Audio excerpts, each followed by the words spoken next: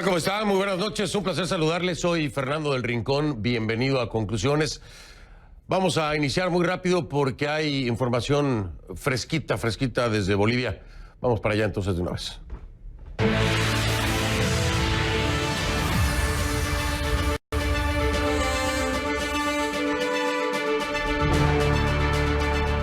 La elección del 20 de octubre en Bolivia fue un proceso minado de graves irregularidades. Estas son las conclusiones del informe final de la Auditoría Electoral de la Organización de los Estados Americanos que acabamos de conocer hace unas cuantas horas, según los resultados de los comicios. Este documento viene a reforzar lo que ya se sabía y lo que ya se había denunciado y lo que se adelantó en el informe preliminar. Ahora, de acuerdo a la OEA, se hallaron evidencias abrumadoras que permiten afirmar que hubo, escuche con atención, operaciones dolosas encaminadas a alterar la voluntad expresada en las urnas. Dolosas. Dicho de otro modo, fraude. Entre la larga lista de manipulaciones, irregularidades, falsificaciones y adulteraciones que se presentan en el documento, destaca, por ejemplo, que se alteraron las actas, se falsificaron las firmas de los jurados de las mesas, se posibilitó la manipulación de datos y la suplantación de actas, a lo que según el reporte se suma que no se resguardaron las actas como es debido, evidenciando que un número indeterminado se quemó. Adicionalmente, dice que la autoridad electoral estuvo parcializada, puesto que los vocales del Tribunal Supremo Electoral, garantes del proceso, al parecer permitieron que se desviara el flujo de información hacia servidores externos. En total son 96 páginas de análisis y más de 500 de anexos que respaldan los hallazgos y conclusiones de un equipo de 36 especialistas y auditores de 18 nacionalidades. La reacción no se hizo esperar por parte de la presidenta Yanine Áñez, que reaccionaba a través de su cuenta en Twitter diciendo lo siguiente: el análisis de integridad electoral sobre las elecciones generales de octubre en Bolivia comprueba claramente el fraude del 20 de octubre con la promulgación de la ley para anular las elecciones fraudulentas, elegir un nuevo Tribunal Supremo Electoral y convocar en el menor tiempo posible a nuevas elecciones. Y hasta este momento, eso es en torno al resultado del informe de la Organización de Estados Americanos. Hasta este momento, yo sé que muchas personas estaban esperando después de la entrevista con Luis Fernando Camacho ayer por la noche que hoy se hiciera un anuncio, porque así lo había dicho en este programa Luis Fernando Camacho, así me lo había dicho, que hoy se iba a definir si se daba o no el binomio con Marco Pumari y Luis Fernando Camacho. Hoy se definiría. Hasta este momento no hay ningún comunicado, no hay ninguna mención sobre este tema. He estado en comunicación con el equipo de Luis Fernando Camacho para ver si ya hay algún resultado de la reunión que ayer me anunciaba se daría el día de hoy para de una vez definir si habría o no habría binomio con Marco Pumari, este binomio buscando la presidencia y vicepresidencia, por supuesto, en las próximas elecciones en Bolivia. Les repito, hasta este momento no hay pronunciamiento ni de parte de Luis Fernando Camacho ni de Marco Pumari. De darse el mismo, se lo dejaré saber en el transcurso de este programa. Pero hasta ahora, así están las cosas en Bolivia. Hoy atendemos, por supuesto, lo que ocurre en Colombia. Vamos con los hechos entonces.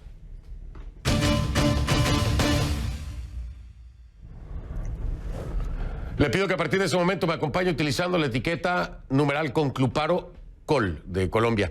Numeral Concluparo, C-O-L de Colombia, ahí está en pantalla. Esa es la etiqueta, sus comentarios, por favor, con esta etiqueta Concluparo Col. A mi cuenta en Twitter, @soyfdelrincón, @soyfdelrincón. En Colombia, sin duda, hay hambre de cambio. Sí, estudiantes, indígenas y miembros de las centrales obreras se manifestaron este miércoles en otra jornada de paro nacional. En todo el país se convocaron 134 concentraciones y 184 marchas, de acuerdo esto con la Policía Nacional. En ciudades como Medellín, Cartagena y Cali se repitieron las manifestaciones de días pasados, mientras el gobierno y el Comité Nacional del Paro siguen sin entenderse. El presidente Iván Duque quiere evitar que las protestas se tornen violentas, como en otros países de la región. Los manifestantes insisten en pedir mejoras económicas y sociales que no llegan. Consideran que son deudas históricas y que este gobierno que este gobierno no los toma en serio. Mi compañero Fernando Ramos está en Bogotá, Colombia, y nos tiene más información. Ponga atención. Miles de colombianos de nuevo en las calles. Marchas, protestas y manifestaciones para reclamar cambios en las políticas sociales y económicas del gobierno. Javier Ruiz, un trabajador de una empresa de productos plásticos, lleva más de 2 semanas protestando en las calles, según dice, para buscar mejores condiciones laborales y una mejor educación para sus 2 hijos. Por los impuestos, por las reformas que van a haber, entonces el pueblo se está manifestando y nos estamos manifestando apoyando a nuestros hijos, a los trabajadores, a todos los que nos afecta este sistema. Reclamos que según algunos analistas pueden ser justos, pero que no son solo responsabilidad, dicen, del actual gobierno. Hoy en Colombia lo que hay es un grupo de personas que están reclamando unas situaciones sociales que no solamente son problema de este gobierno, sino que son deudas históricas con este país. Después del proceso de paz, lo que se busca en Colombia es resolverlas. ¿Qué ha hecho el gobierno? Evitar que las marchas tomen el tono que tomaron en Santiago de Chile, que vinieron de menos a más. Y en ese sentido, el presidente Iván Duque ha aceptado una mesa de diálogo paralela con quienes han convocado las marchas, al tiempo que desarrolla lo que ha llamado la conversación nacional, en la que participan otros sectores sociales y económicos que no hacen parte del paro. Lo que se ha construido lo negamos, entonces ya no es una conversación, ya es una estigmatización, porque es no estar dispuesto a escuchar ni a entender el ejercicio que se está haciendo colectivamente. Pero tras 2 reuniones con el gobierno para buscar una solución a la crisis, el Comité Nacional de Paro parece no estar dispuesto a ceder en sus peticiones. La diferencia gira en si esas conversaciones terminan en negociaciones de los puntos del pliego que presentó el Comité Nacional de Paro o si por el contrario se trata simplemente de que conversemos. El gobierno no nos está tomando en serio. Hicieron aprobar junto con las mayorías en el Congreso una reforma tributaria que era el primer punto del pliego de peticiones. De tal manera que ya entendemos cuál es la respuesta del gobierno. ¡No! Algunos analistas sostienen que tras estos días de paros, de marchas, de manifestaciones, de cacerolazos, ya hay un desgaste evidente, tanto para quienes han convocado estas marchas como para el gobierno colombiano. Una reciente encuesta del Centro Nacional de Consultoría muestra un país dividido frente a los paros. El 71% de los colombianos cree que el paro significa esperanza y la inmensa mayoría de los colombianos relacionan el paro con reformas tributarias, reformas laborales, reformas pensionales y más y mejor educación. Pero también el 60% dice que terminen ya el paro. También es una posición válida, pero que termine el paro no significa que no quieran reformas. Los comerciantes, empresarios y gente del común que ve afectadas sus actividades cotidianas piden a las partes lograr un pronto acuerdo. Aquí se han visto muy afectadas las ventas, igual con esas marchas ha tocado salir muy temprano, madrugar, no encuentra trancón, no hay transportes. Prácticamente todos los comercios que están aquí tenemos el mismo problema, o nos toca cerrar mucho antes, el personal llega tarde. Este jueves se realizará una tercera reunión entre delegados del gobierno y el Comité Nacional de Paro. Para CNN, Fernando Ramos, Bogotá. Gracias a mi tocayo Fernando Ramos allá en Bogotá, Colombia, con la información. Vamos entonces con mi primer invitado esta noche.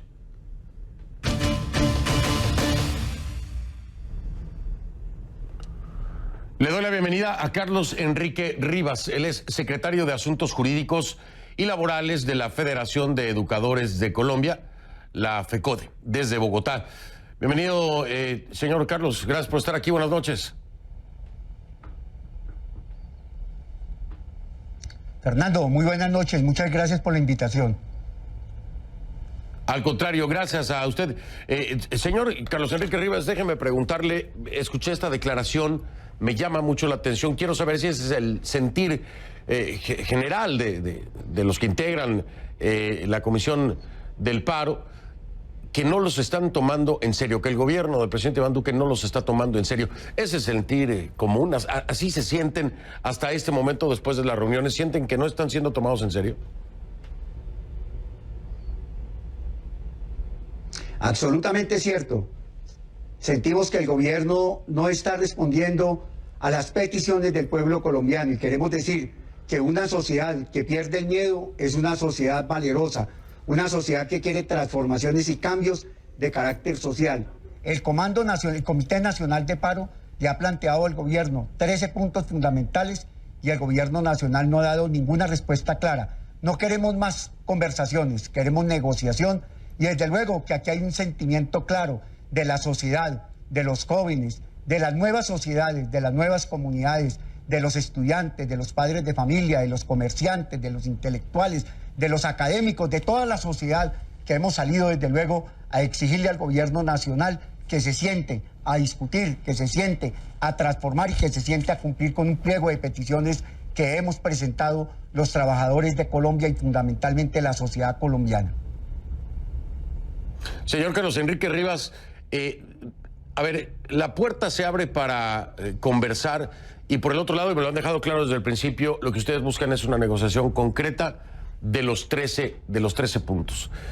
Hasta el momento, como usted lo dice, siente que no son tomados en serio y no se le ha dado respuesta a los 13 puntos del pliego petitorio que tienen que ver con reformas laborales, que tienen que ver con reformas de educación, que tienen que ver con reformas sociales, en fin, son varios los puntos. Pero quiero preguntarle, hay una proyección que a mí me parece muy extraña de llevar hasta marzo del año que entra las conversaciones, es decir, como si se vislumbrara que todo este tiempo habrá que seguir hablando. ¿Ustedes cómo interpretan esta propuesta de llevar conversaciones incluso hasta marzo del año que entra? Y en todo caso, ¿qué hacer si la posición del gobierno de Iván Duque sigue siendo la misma? ¿Continuarán ustedes con los paros o qué medida de presión ejercerán? Dígame primero lo de marzo, ¿qué le parece? Porque hasta ya se proyecta, al menos así lo ofrece el presidente Iván Duque. No, nosotros lo que creemos es que esa es una dilación del gobierno de plantear que hasta el mes de marzo van las negociaciones. Las negociaciones deben de ser de carácter inmediato.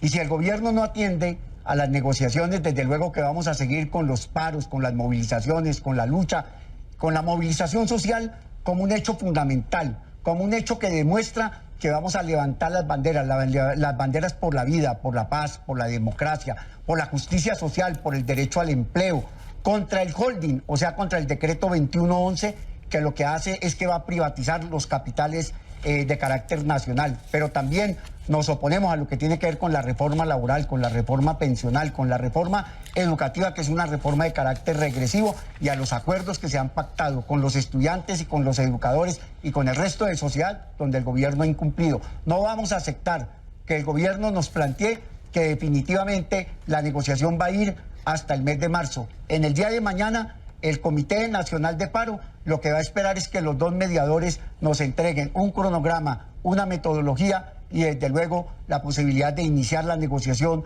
con el gobierno nacional. Aquí no aceptamos más dilación. Creemos que América Latina está prendida por la defensa de los intereses de la sociedad y desde luego por un buen vivir, que es lo que nos interesa. Aquí el Estado y el gobierno ha estado más importante de unos actos de violencia que han ocurrido y fundamentalmente los ha desarrollado, tenemos que decirlo, el ESMAD, ¿no es cierto?, que además de haber agredido a una mujer dándole un puntapié en la cara y con el asesinato de un estudiante, es la clara demostración de que el Estado tiene que responder a las necesidades vitales que tiene la sociedad y que no nos puede plantear que vamos a ir hasta el mes de marzo. Estamos decididos a mantenernos en paro de manera permanente si este gobierno no resuelve los 13 puntos que le hemos planteado, porque es una agenda de carácter social y fundamentalmente también nos interesa el tema de la paz. La paz no la pueden volver trizas. En la paz también hay solución a una serie de problemas que tiene la sociedad colombiana, que tiene el pueblo. Y lo más importante, vuelvo y repito, perdimos el miedo. Y lo que tenemos es un clamor de lucha, de unidad nacional y de unidad popular para que la sociedad tenga mejores condiciones de vida. Y los colombianos estamos mamados de pagar tantos impuestos que finalmente se los roban los señores de cuello blanco. Aquí en Colombia hay un nido de corrupción y ese nido de corrupción es el que tiene en crisis a la sociedad colombiana y este gobierno también es responsable de esa situación. Claro, aquí hay muchos temas a los que se refería el señor Carlos Enrique Rivas. Déjeme nada más aclararle a la audiencia qué es esto del holding, el holding financiero, que de hecho se está estructurando por parte del Ministerio de Hacienda y el Departamento de la Función Pública. Sería un grupo que se llamaría Financiero Nacional. Es prácticamente la privatización de Ecopetrol, ISA y CENIT, que son las electrificadoras regionales y empresas donde tiene una participación accionaria el Estado inferior al 50%. Así que este es uno de los puntos cuando hablaba el señor Carlos Enrique Rivas del holding. Ese es uno de ellos, pero hay muchos más, ¿no? Tiene que ver con jornadas laborales, tiene que ver con el pago parcial, por ejemplo, que lo ha descartado Iván Duque, ¿no? Que se les pagaría el 75% de un salario mínimo a los jóvenes, pues es completamente... irracional pensar que, imagínense, jóvenes que empiezan su vida laboral le paguen el 75%. Sobre esto Iván Duque se ha pronunciado, dice que eso no le parece. Reformas pensionales, por ejemplo. En fin, hay muchas más. Voy a regresar para puntualizar un poco en algunas de ellas con el señor Carlos Enrique Rivas, que me acompaña después de la pausa. Él es el secretario de Asuntos Jurídicos y Laborales de la Federación de Educadores de Colombia, la FECODE, desde Bogotá. Regreso con él y continuamos y puntualizamos algunas de las cosas que vienen precisamente en este pliego de 13 puntos que se presentan, pues para, ellos dicen, negociar con el gobierno de Iván Duque, y el gobierno de Iván Duque dice para conversar. Desde ahí hay un desencuentro. Y por supuesto también en estas conclusiones vamos a hablar de Venezuela. ¿Sí? ¿Qué está pasando, no? La directiva del Tribunal Supremo de Justicia. Un tema de presunta corrupción en la Asamblea Nacional, que tiene que ver con las famosas CLAP. La salida del ex embajador del gobierno interino en Colombia, Calderón Berti, en fin. Se desquebraja el andamiaje de Guaidó. Vamos a hablar de eso también aquí en Conclusiones.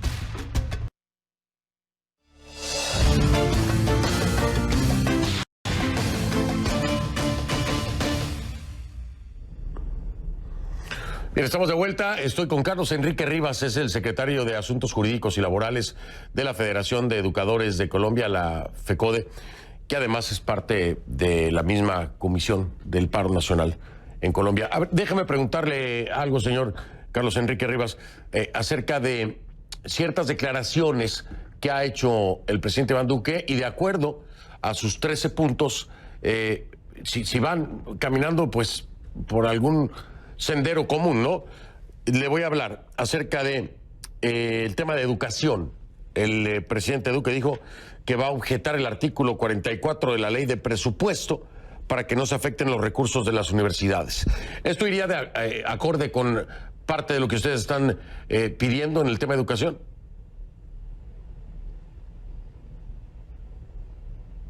Bueno, desde luego que esa fue una lucha que dieron los estudiantes el año pasado, donde lograron 5.4 billones de pesos, y hoy el gobierno en el presupuesto pretende hacer una disminución para incumplirle a los estudiantes. Esa es la clara demostración que un gobierno que no escucha a su sociedad es un gobierno totalitario, es un gobierno dictatorial. Aquí hemos expresado cuáles son realmente los puntos fundamentales que tienen que ver, y el gobierno no ha dado una respuesta clara. Por eso los estudiantes han salido a la calle a exigirle al gobierno que realmente lo que tiene que ver con la palabra y fundamentalmente lo que tiene que ver con la confianza legítima, que el Estado debe ser garante de ello, deben de cumplirle. Bueno, pues si va a objetar ese artículo del presupuesto nacional, nos parece muy bien para que le cumpla a los estudiantes. Pero aquí lo claro es que debe haber, desde luego, un diálogo. El diálogo debe llevar a la concertación debe llevar a la negociación, y este gobierno tiene que escuchar a la sociedad, tiene que escuchar a los actores de la sociedad para que no se convierta en un monólogo, sino para que haya un diálogo entre quienes estamos en la calle, en la movilización, en la lucha y en la protesta, y el gobierno se siente a resolver las situaciones de fondo, no dando respuestas que a nuestra manera de ver son respuestas mentirosas, son respuestas engañosas, y debe el día de mañana el gobierno, a través de sus dos intermediarios, vuelvo y repito, definir el cronograma, definir las estrategias de la negociación y arrancar con esa negociación, la que estamos esperando nosotros, o si no ratificamos la continuidad en la movilización y en la lucha. Señor Carlos Enrique Rivas, aquí hay un tema muy importante que tal vez escapa para nuestra audiencia internacional, yo no creo que escape para ustedes, pero hay algunos de los puntos que no necesariamente o única, exclusivamente tienen que ver con el gobierno de Duque. Hay otros más que están en discusión, por ejemplo, en el legislativo. Le voy a mencionar algunos de ellos. Por ejemplo, la reducción de la jornada laboral a 45 horas semanales. Esto está en discusión en el Congreso, no es el gobierno precisamente de Iván Duque. ¿Qué pasa con estos puntos y estos elementos? Aquellos que no dependen directamente del gobierno de Iván Duque, por supuesto se están dando en el gobierno de Duque, pero que tienen que ver con el legislativo y que están en discusión ahí mismo. ¿Cómo los están planteando? ¿Qué están pidiendo? ¿Enfocan también sus exigencias y sus peticiones para el legislativo?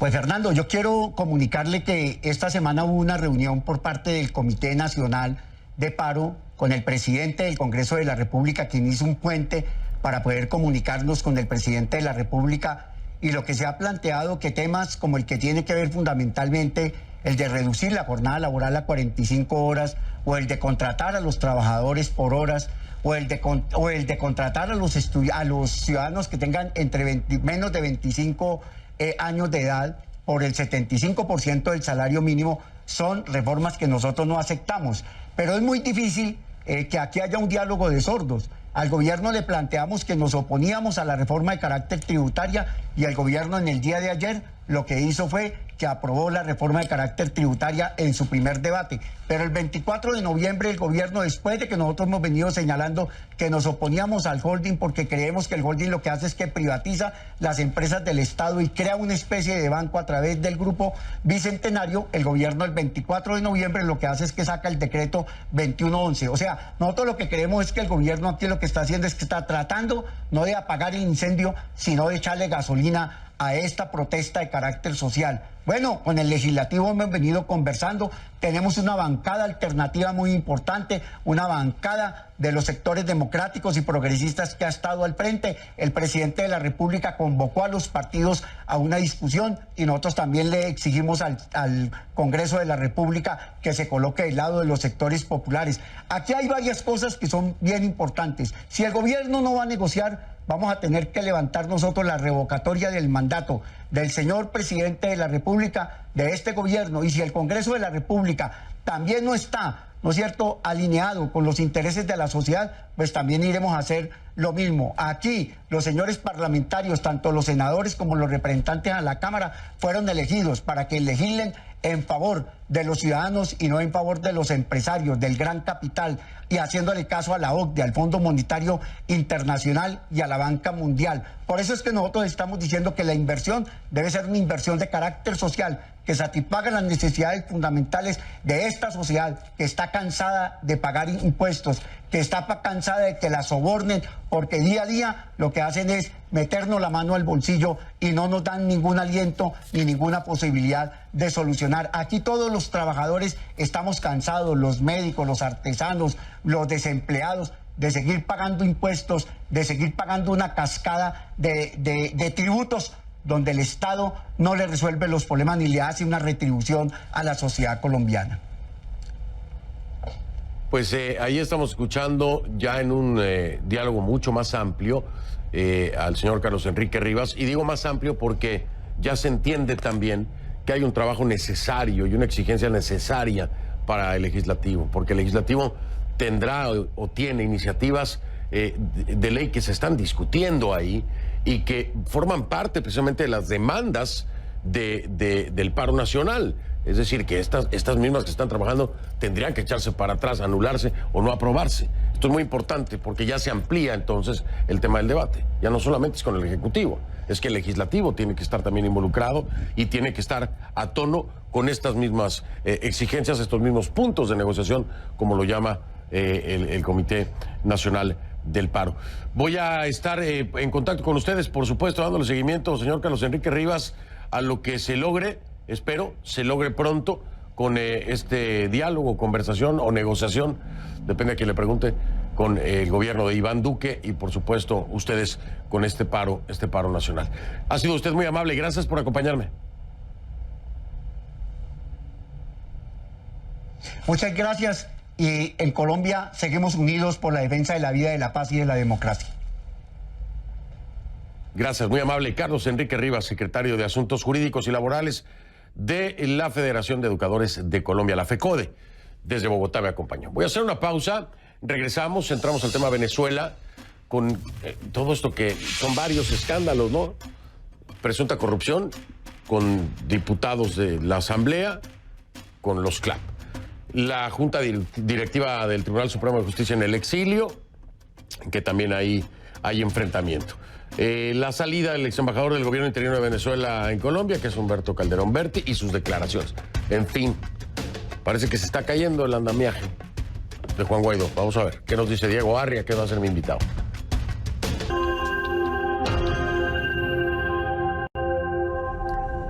Le pido que a partir de este momento me acompañe utilizando la etiqueta numeral Conclu Oposición VZLA. Conclu Oposición VZLA de Venezuela. Sus comentarios con esta etiqueta, por favor, a mi cuenta en Twitter, @soyfdelrincón, @soyfdelrincón.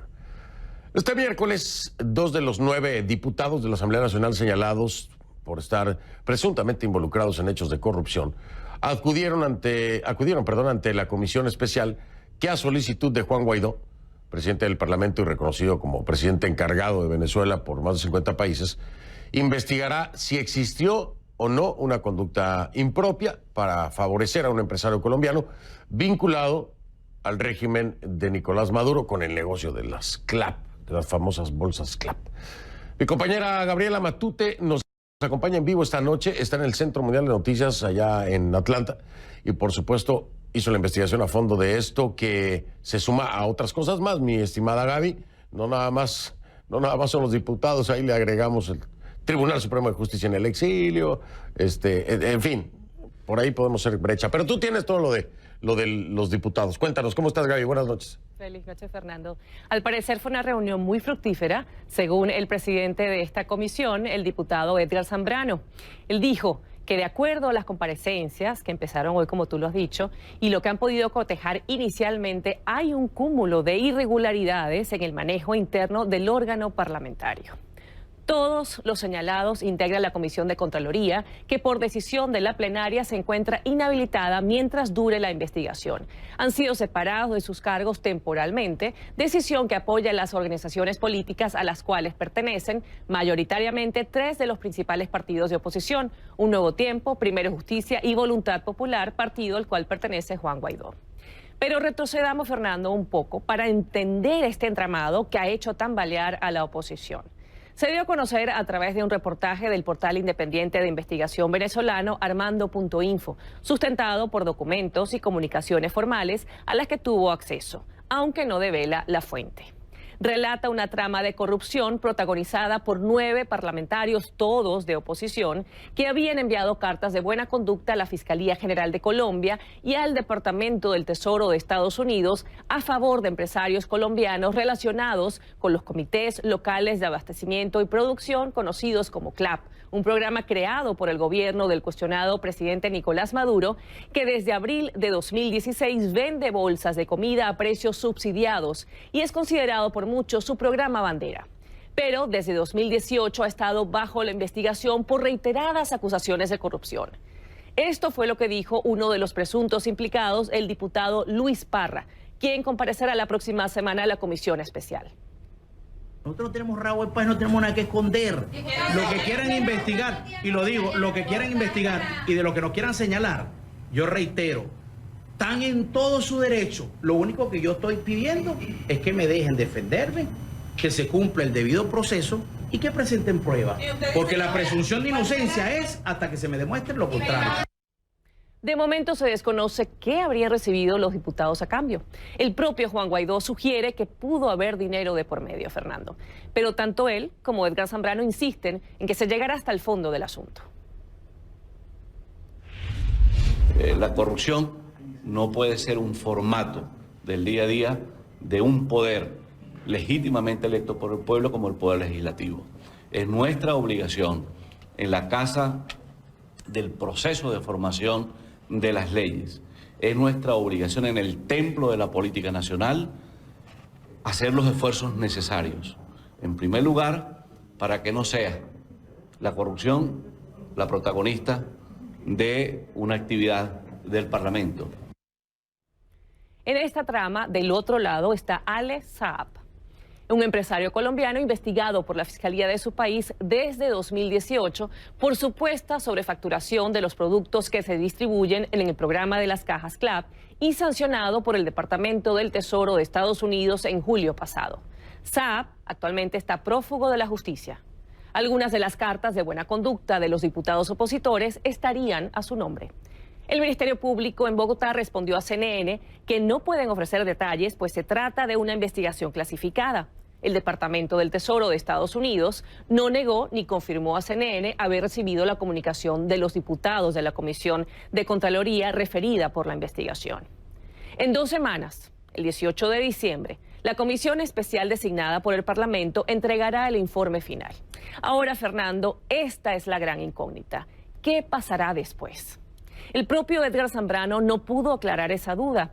Y es que la dualidad institucional que existe en Venezuela, con una Asamblea Nacional de mayoría opositora, recordemos, que no es reconocida por el gobierno, cuyos órganos investigadores, como la Fiscalía, a su vez son cuestionados por los parlamentarios, es, como dice el propio Zambrano, un nudo gordiano que abordarán llegado el momento. Otro elemento que no debemos perder de vista: en un mes, el 5 de enero, se debe renovar la Junta Directiva de la Asamblea Nacional. Y no se sabe si el impacto que este escándalo de corrupción y las expresiones de malestar interno dentro del Parlamento que hemos conocido últimamente puedan afectar o no la reelección de Juan Guaidó. Regreso contigo, Fernando. Efectivamente, Gaby, lo dices bien, esa es la pregunta del millón, además del apoyo o no de la comunidad internacional para esa presunta reelección. En fin. Gaby Matute, muchas gracias, Gaby.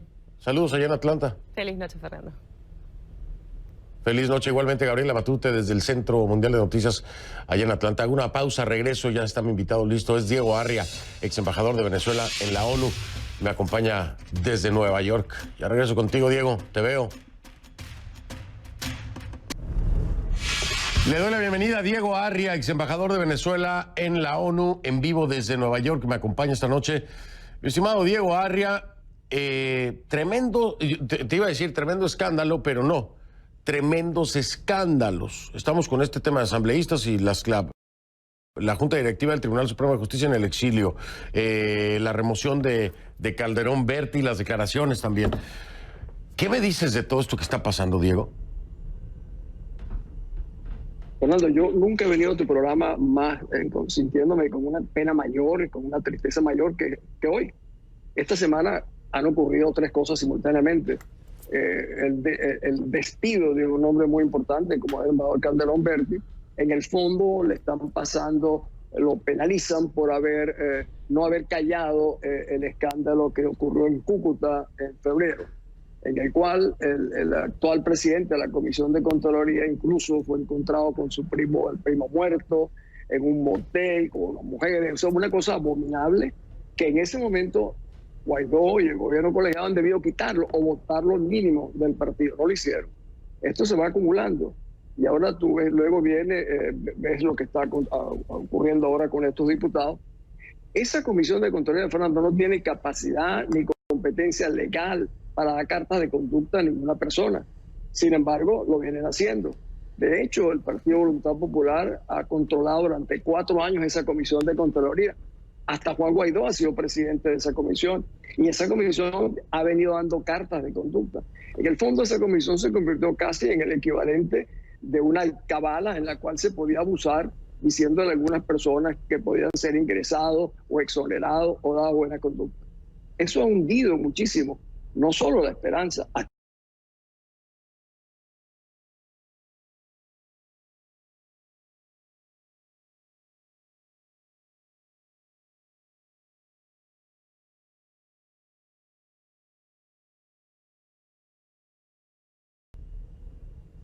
Estamos viendo. Yo, por cierto, la semana pasada hice donde yo le daba. Yo decía, si yo fuera Juan Guaidó era para inspirar al país, etcétera. Yo creo que si yo fuera Juan Guaidó ahora, lo primero que haría es decir, mira, la única manera de realmente ser transparente en este proceso es que los que hemos sido presidentes de la Comisión de Contraloría abramos todo el proceso y hagamos que haya una auditoría externa a la Asamblea. Fernando, nombrar a unos diputados de la Asamblea, compañeros de ellos mismos, a que evalúen lo que han hecho los diputados, esto es realmente un despropósito. Eso no lo va a creer nadie. Y el otro punto que tú hablas del Tribunal Supremo de Justicia Legítimo. ¿Lo abordo o no? Sí, no, perdón, te decía, no, ¿quién lo va a creer? Que se investiguen ellos mismos. Bueno, es el primer paso equivocado, ¿no? Me decías del tribunal. Bueno, perdón, cuando dijo el otro día, haremos que participen los medios de comunicación, las ONG, pero ahora simplemente nombraron 3 o 4 diputados. Esto es absolutamente absurdo. Esto yo creo que vulnera aún más la credibilidad sobre Guaidó. La falta de transparencia no solo se está comiendo al proceso, se lo está comiendo a él mismo. Ahora, el Tribunal Supremo de Justicia Legítimo en el exterior, tal vez tú has conocido a su presidente, el magistrado Martín, ha venido jugando un papel extraordinario. El problema es que no han dejado que los partidicen y eso los ha realmente generado problemas, incluso porque incluyeron en una oportunidad el caso de Capriles por la vinculación con Odebrecht.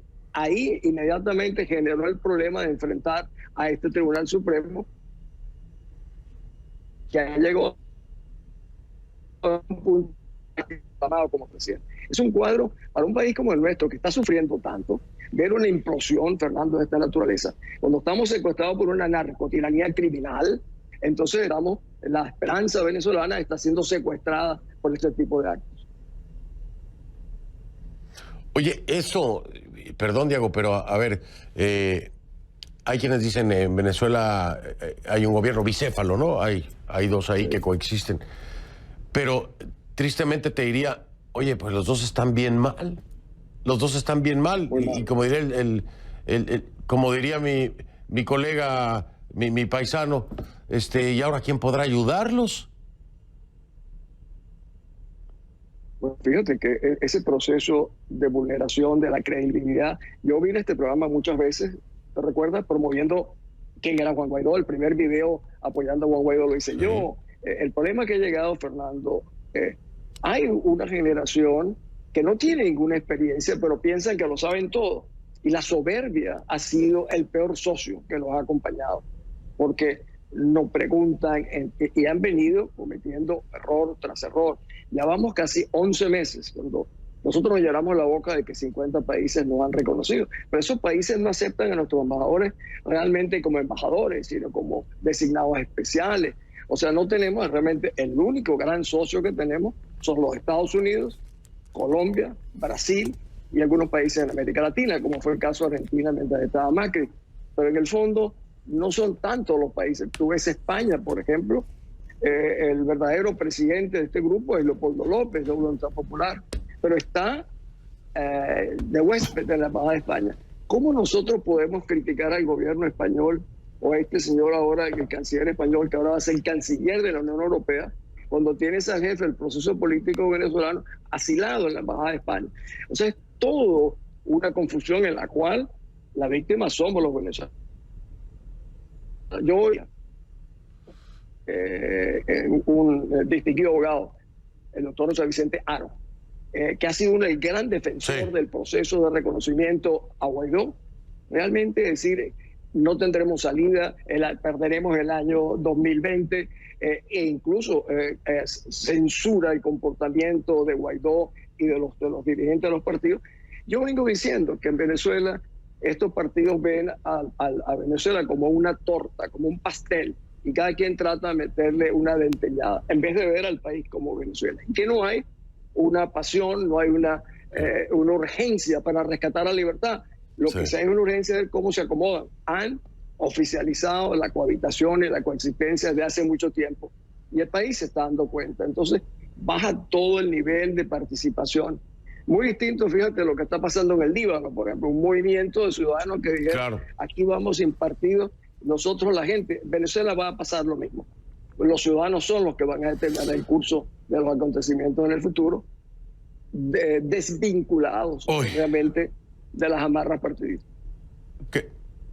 Qué fuerte la situación, Diego, te lo digo.